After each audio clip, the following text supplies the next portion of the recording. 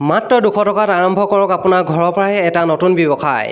প্ৰথমে এনেকুৱা ধৰণৰ A4 সাইজ পেপাৰ অলপমান কিনি লওক। তাৰপিছত হেণ্ড ৱাছ পাউডাৰ দুটামান কিনি পিনি এনেধৰণে কাঁহী এখনত উলিয়াই লওক।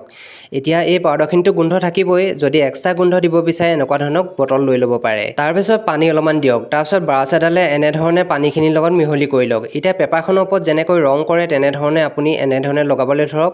তাৰপিছত ৰ'দত দি দিয়ক, এনেকৈ খিৰিকী কিনাৰত বা বাহিৰত। যদি ইমাৰ্জেঞ্চি হয় তেন্তে হেয়াৰ ড্ৰায়াৰ দিও আপুনি শুকুৱাব পাৰে। এখন এতিয়া নিৰ্দিষ্ট ছাইজত কাটি লওক। কাটি লোৱাৰ পিছত এনেকুৱা ধৰণৰ এটা প্ৰিণ্ট আউট কৰিব। প্ৰিণ্ট আউটখিনি পেপাৰখনৰ ছাইজতে বনাই ল'ব। এতিয়া প্ৰিণ্ট আউটখিনি কাটি ল'ব। কাটি লোৱাৰ পিছত আপুনি এখন ল'ব এনেকুৱা ধৰণৰ আৰ্ট পেপাৰ। আৰ্ট পেপাৰখন কাটি লওক বাকী পেপাৰখিনিৰ ওপৰত কভাৰ হিচাপে লগাবৰ কাৰণে। তাৰ ওপৰত এই প্ৰিণ্ট আউটখন লগাই দিয়ক এনেধৰণে।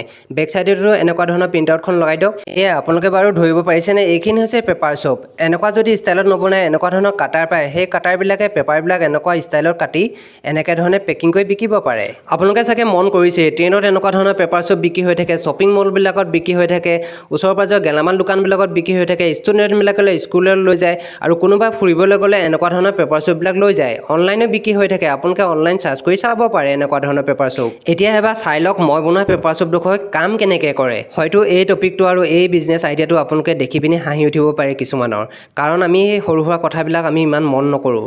আপোনালোকে মন কৰিবচোন, অতীতৰ পৰাই এটা ফেমিলি এনেকুৱা ধৰণৰ ব্যৱসায় কৰিয়ে চলি আছে। আৰু এটা কথা, মোৰ ভিডিঅ'বিলাক চাই পিনি আপোনালোকে পেজটো ফ'ল' কৰিবলৈ পাহৰি যোৱা নাইতো, তেন্তে পেজটো ফ'ল' কৰি দিয়ক। লগতে আপোনালোকে কমেণ্ট কৰক যে আপোনালোকে কোন ঠাইৰ পৰা ভিডিঅ'টো চাই আছে। আশা কৰিছোঁ আজি ভিডিঅ'টো চাই আপোনালোকে নিশ্চয় ভাল পালে। ধন্যবাদ।